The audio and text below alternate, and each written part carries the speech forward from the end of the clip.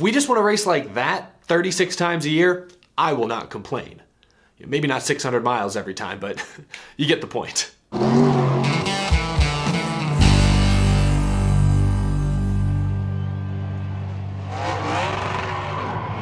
How's it going, y'all? My name is Eric. Welcome to Out of the Groove, the late show. We're talking all things NASCAR, Coca-Cola 600. It's the greatest day in racing, especially if you're here in the United States. You've got Monaco, Formula One in the morning, the Indianapolis 500 in the early afternoon. Congratulations to Marcus Ericsson and Chip Ganassi Racing. And then NASCAR's Coca-Cola 600 to send us off into the evening. And you know, if you're gonna fill that headliner spot, you gotta deliver. And tonight, the NASCAR Cup Series did in a big way. Cut the music.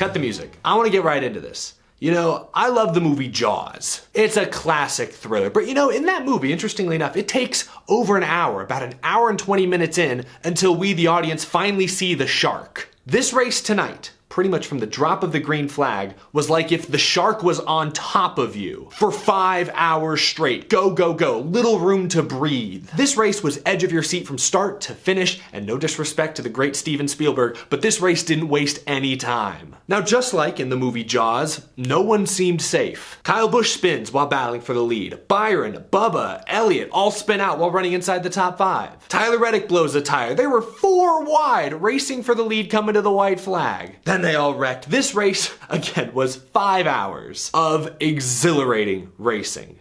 Let's get into the specifics. And my goodness, I don't even know where to begin. This race ended like 3 different times. Let's go to the first ending when it was Kyle Larson, long green flag run, by tonight's standards at least, trying to hold off Chase Briscoe. Larson was battling a loose condition, had to run the wall. Briscoe, meanwhile, was able to poke his nose a half lane lower and slowly reel Larson in. We'll talk about Larson's topsy-turvy day and how he even got to this position in a moment. But Briscoe got up next to Larson at one point, couldn't complete the pass, and then with 2 to go, he sent it. Full send. Licked the stamp, put it in the mailbox, it was gone. Drove it in really hard and predictably spun out almost immediately. Like, I don't think those rear tires ever hooked up. Very similar to what he did at Bristol Dirt earlier this year to Tyler Reddick. Now in that case, he took Tyler Reddick out. In this case, Larson was able to scoot away, thankfully. But man, as much as I like Chase Briscoe, and he does have a win this year thanks to a great late race restart at Phoenix, he needs to learn how to go for it without wrecking himself. Anyway, that set up an overtime restart, but first they had to pit for tires.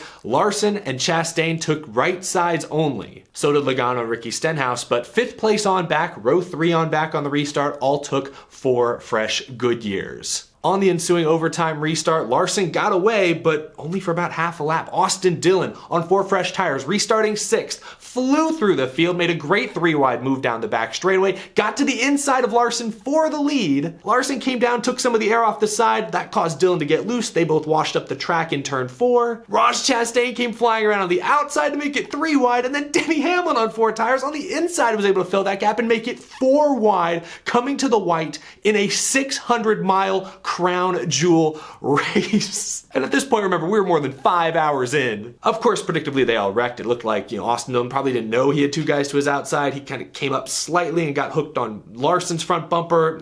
Chastain, Larson got some damage. Austin Dillon was, of course, KO'd. Hamlin snuck on by. His teammate Kyle Busch somehow got through. That set up another overtime. This time it was Hamlin leading. Chastain with not only a ton of damage, but still those right side tires in 2nd. Kyle Busch 3rd. Kevin Harvick 4th. They restart. It becomes Hamlin versus Kyle Busch. Busch, the king of restarts, got to Hamlin's outside, but on the final lap, he could not hold that position. Hamlin squirted out ahead and won his first Coca-Cola 600. I didn't even realize it until he said as much during his post-race interview, but Hamlin's won the Daytona 500 3 times. He's won the Southern 500. He never won the Brickyard 400, but now that that's not a race on the schedule anymore, can we say Hamlin has all the crown jewels? It's debatable. Well, he does. He wins his first ever Coca-Cola 600, his 2nd win of the season. A lot of people probably forgot this, but he was actually the pole sitter. So Denny Hamlin, even though he only led like a couple of laps all day, technically won this race from the pole. I can't help but laugh in disbelief at this point. There was so much that happened in this race. There's no way we can get to all of it, or at least give all of it its due and deserved time. But boy howdy, we are going to do our very best. Let's start by looking at some of the top finishers. Denny Hamlin and Kyle Busch finished top 2. Christopher Bell sneaks into the top 5, so that's 3 Joe Gibbs Racing Toyotas finishing in the top 5. The Toyotas qualified really well, but if you watch this race from start to finish, they spent very little time up front. front. It was mostly Chevys and a few Fords mixed in from time to time. But the Coca-Cola 600 is 600 miles for a reason. It's supposed to be an attrition race to an extent. That extra 100 miles puts added pressure on both man and machine. You gotta be there at the end, and credit the Toyotas, they were. Look, was Hamlin the best car or driver all night long? No, absolutely not. Was Kyle Busch the second best driver in car all night long? No, he was not. In fact, he spun out while racing Daniel Suarez for the lead early on in this race. Suarez kind of squeezed him a little, but Kyle Busch did spin out. He rebounded nicely and was still on the lead lap in the top 10, top 15 all night long. So he hung around, dodged the big wrecks, of course, but no, none of these Toyota drivers were really the best or fastest cars at any point during tonight's race. So while it's great that they got the win, and obviously Hamlin, that's 5 huge playoff points, take what you can get. I just point that out so that when we look at trends, when we talk later in the season about, oh man, look at JGR, they ran so well in that Coke 600. They kind of did, but they really weren't the best cars tonight. We just got to remember that when making future predictions. Not every mile-and-a-half race is going to look like tonight's Coke 600.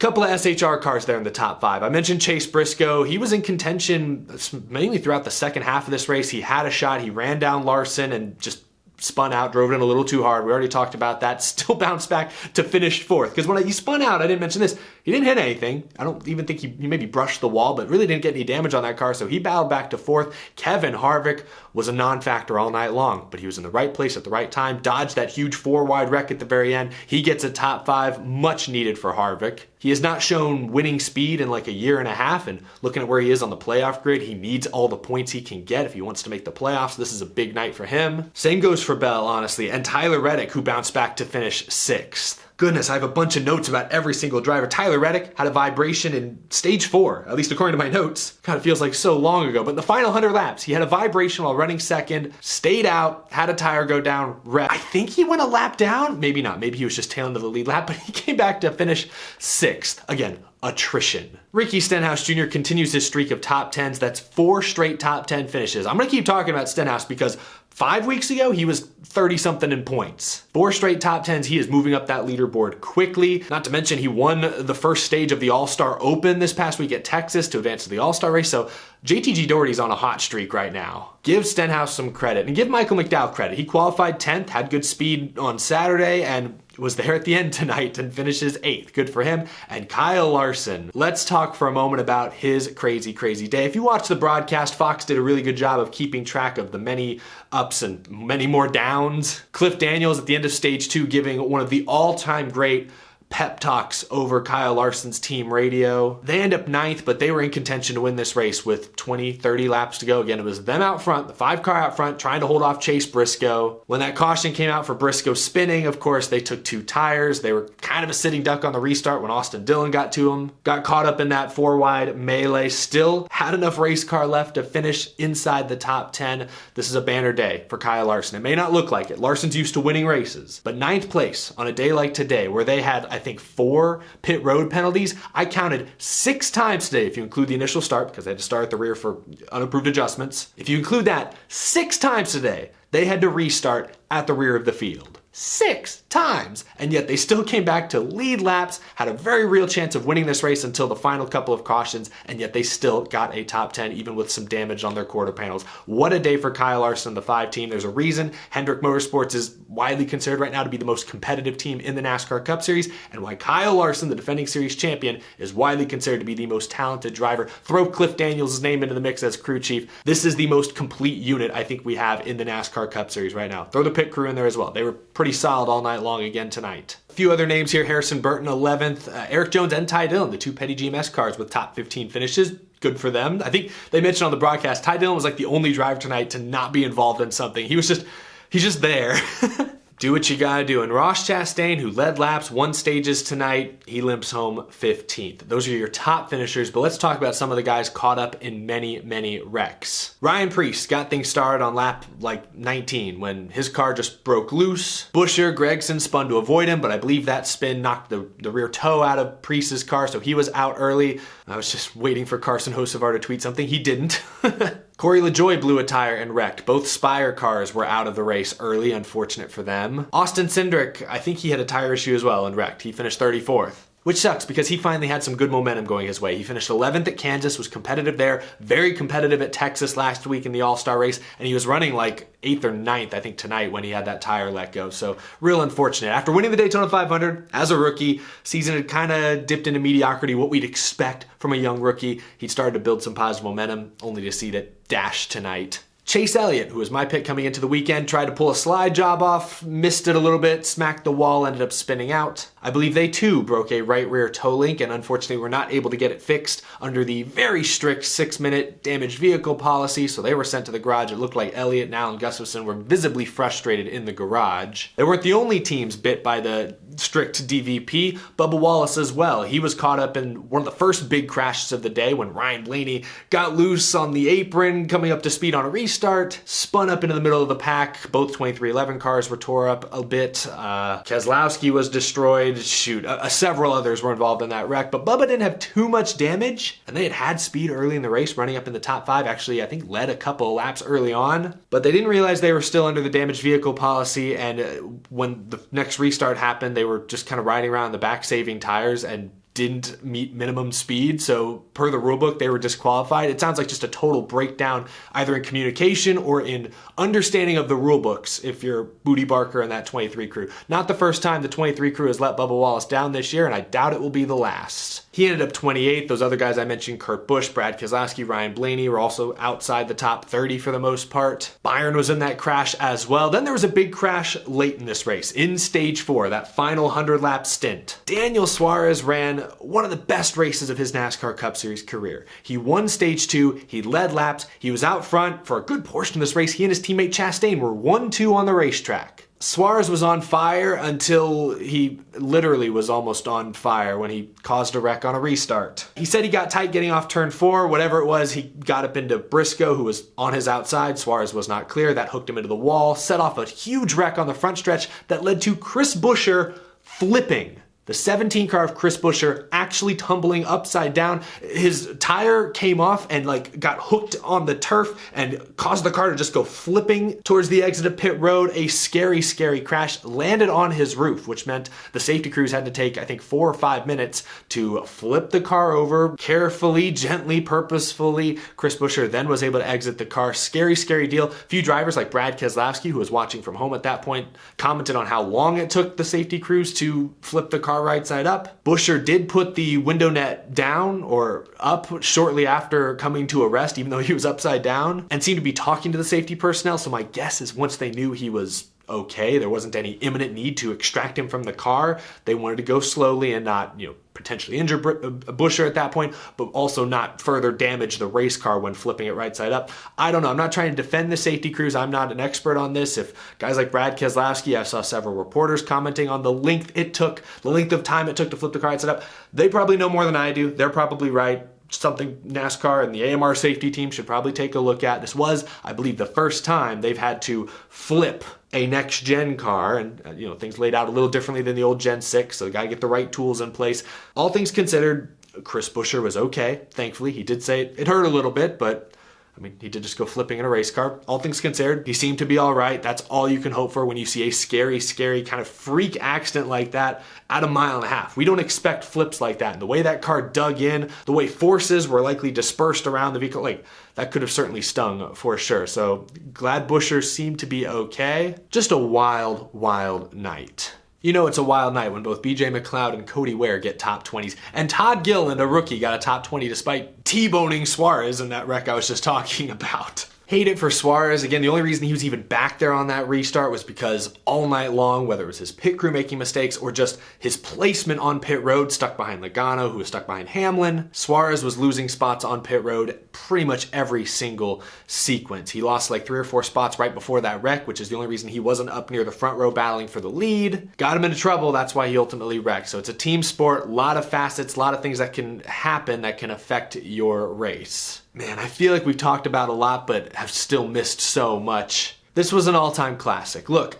you hate to wreck so many cars, and we did. Like I mentioned, Ty Dillon was the only driver not involved in something tonight. But ultimately, this is what the 600 is all about. And this is what, to me, the Coke 600 has kind of been missing, especially in recent years. Way back in the day, the 600 was special because it was a true test of man and machine, focusing for 600 miles longer than any other race, putting the cars and the equipment to the ultimate test as well. But in recent years, with the cars being more bulletproof than ever, and with high downforce rules packages that make driving the car a little easier, the 600 felt less like an ultimate endurance test and more like a drawn-out, slower-paced, average mile and a half. The charm of the Coca-Cola 600 had slipped away in recent years, but tonight it all came back. Tonight, nearly all the wrecks, all the contact happened because these cars were hard to drive.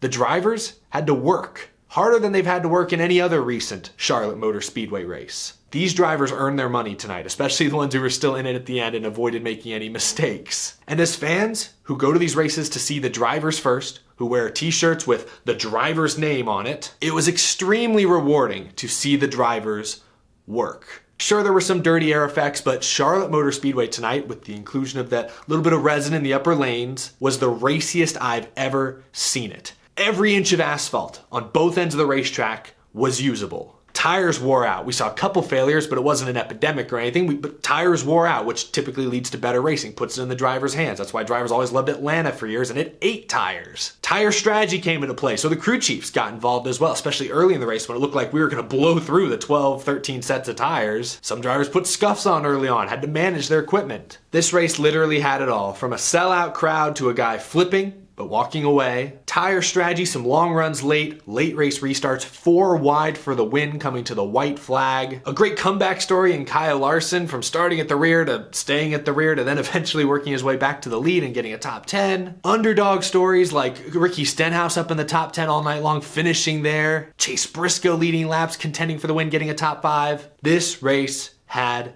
everything. It was a 5-hour and 13-minute long race. But I didn't mind 1 second of it. If I was still out on my couch watching it, I would not be complaining. When we talk about shortening the lengths of races, I've always said the crown jewels should stay the same, at least for the indefinite future. Daytona 500, Southern 500, Coke 600, don't touch those distances. As much as I think we should be looking towards the future, there are a few great events that have strong roots in NASCAR's illustrious past, and the Coke 600, the World 600, whatever you want to call it, is one of them. So I had no problem with tonight's race being 5 hours and 13 minutes, but that's mainly because it was a heck of a show from start to finish. Like I said, it was like the shark from Jaws was on top of you from green to checkered, barely got a chance to breathe. It was exhilarating. Putting this race on the Groovy gauge might be the easiest score I've given all year long. This is a 100% on the Groovy gauge. Is this the first 100 of the year? We've had some really great races with some really exciting, some controversial finishes, but this is for sure a 100%. I'm not sure if it's the first, but it's up there. I know my Groovy gauge is really inconsistent because I've docked other races for going really, really long and having a bad pace. Tonight, pacing really wasn't the issue. Again, it was go, go, go throughout. It was just long.